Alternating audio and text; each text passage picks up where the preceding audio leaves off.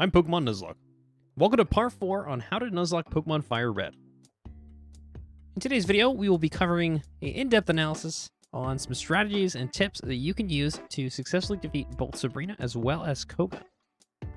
So to get to Sabrina without fighting any trainers, you're going to want to go left, then go down, then go left, and then lastly, go left again.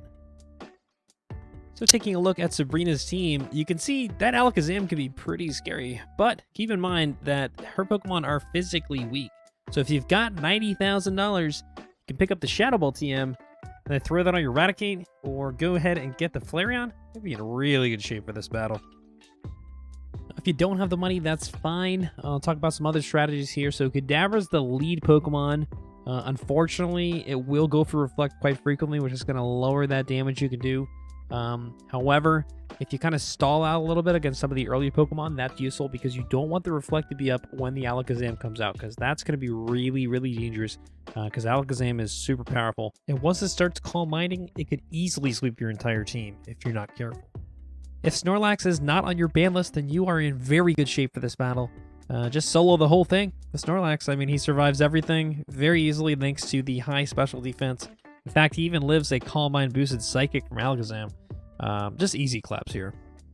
Now, there are other Pokemon you can use to solo run this, but keep in mind what you're doing here. So look at this. You're thinking, oh, I'm going to use Pursuit. It's super effective. No. Okay, first of all, it's a special attack against a strong special defense line of Pokemon. And Fearow has terrible special attack. So please don't do that. Just, play it smart here. Use Drill Peck. Spam it. Do it.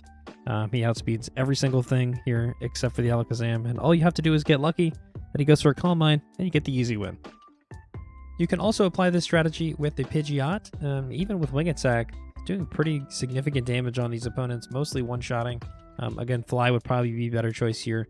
And if you want the easy clap, just throw in your Arcanine, super fast, doesn't outspeed the Alakazam, but it's got good physical attack as well, so it's a very good choice and a pretty good counter. Even without the Shadow Ball TM, Raticate is a formidable opponent for Sabrina.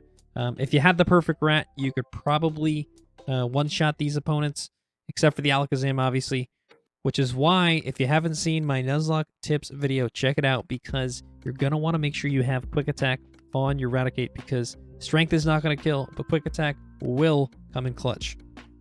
If you delay the evolution on your Diglett, you can get Earthquake before this battle, which will easily one-shot both the Kadabra and the Mr. Mime. However, Venomoth will not die, and will go for Supersonic, which brings me to the point of the Venomoth, which is that it goes for Supersonic, and that confusion is super annoying, and if you hurt yourself multiple times, you will likely ruin your strategy and kill some of your favorite bots, so watch out for that.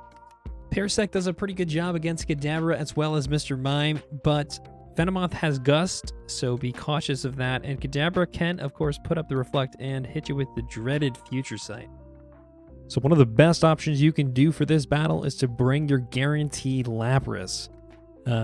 It is so tanky, even a double Calm Mind boosted Psychic doesn't take it out. Body Slam doing significant damage here, getting the win.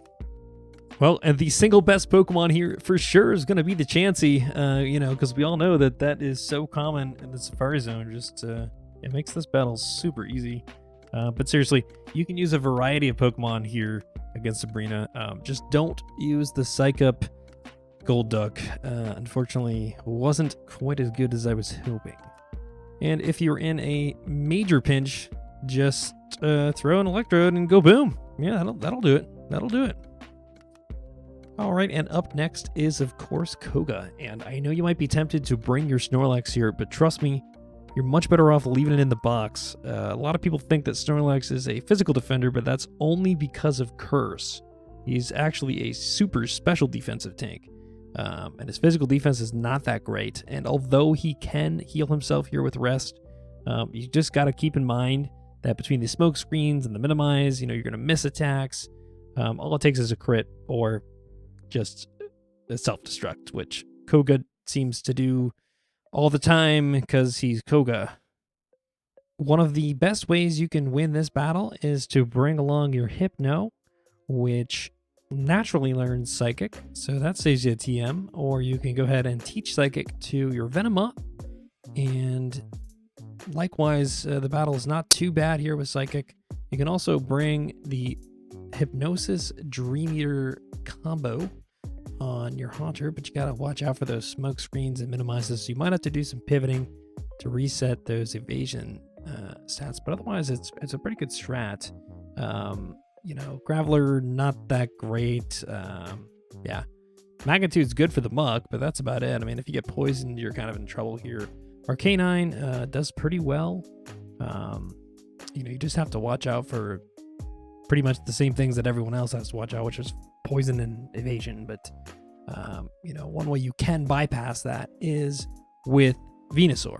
But you have to have kept Growl on your moveset. So this is really important if you're trying to solo with Venusaur, because you need to set up a Leech Seed and then growl down those physical poison type attacks.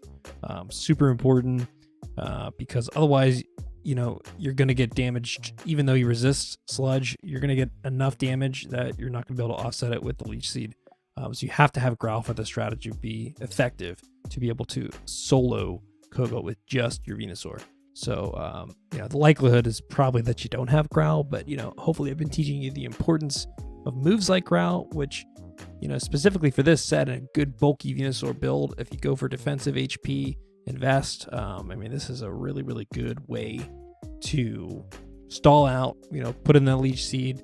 And if you don't have that, this is what's going to happen. You're going to try to put it in, you're going to, you know, do pretty well against the coughing, but the muck still does a lot of damage with that Sludge, and all it took there was a crit to put me in a bad place where you're not able to then sustain enough rehealing, and ultimately you will succumb to that. So really the mainstay of the strategy here is going to be put in your Venusaur, set up a Leech Seed, then you're going to pivot into either your Arbok or your Gyarados for the Intimidate strats, which is going to do the same thing that Growl does. So you don't necessarily have to have Growl, but you do have to have some Intimidators for the strategy, or something that can at least growl down, lower that attack.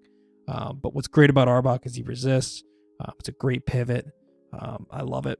Between the two of them, you can really lower down the physical attack, and then just use Leech Seed to heal up.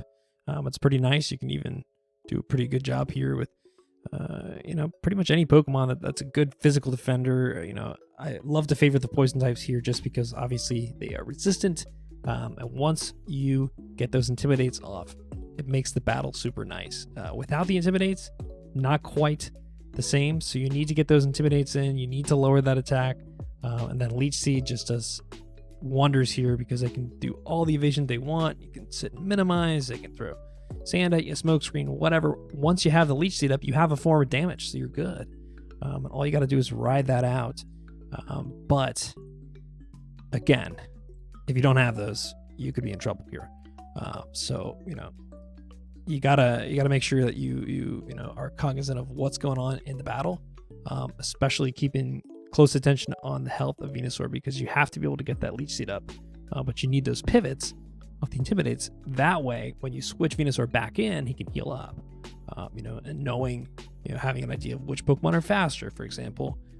You know, I was able to use Moonlight in that situation to heal up. So another strategy you can do, if you're really, really up for it, is to throw in your Lapras here, set up a safeguard so you can't get poisoned, then throw in your Poliwrath, and if you delay the evolution, you can come in here with Belly Drum.